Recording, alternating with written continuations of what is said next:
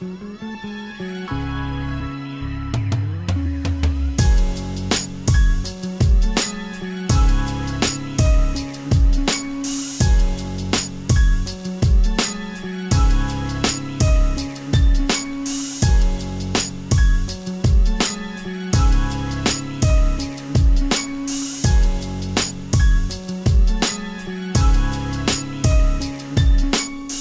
yerde yurdundan daşta açık pencere dereden geleceğe ula meni yatlayan vakti yaşayan men düşüm fücü yöne yatmayan vaktim yaşayan men demek ömür 40 yılı yetmeyen fırsat imanın ateşlenirdin mi birden yürek dursa burada kurup yetiştin mi ya burlanı yıktın düşüncen bilen gördün mü ya senin gözü yumuktun orta varmaktın mı ya beş ormağın biri belki de yumruktun ya siyon parmak görkeden ili kaya yalısı işmedin mi ya Suyalı kuyulan kabına göre şeklin kerkiri Kada kanun adımı ya boyan tertibi Şunun geçirden yetkeye alı deden ertiri Sonuna tapavdu yok gömülecek yerin toprak Onun niye gider ruhlar ölmeyen olsa Neçe gün yeme neçe günün kallı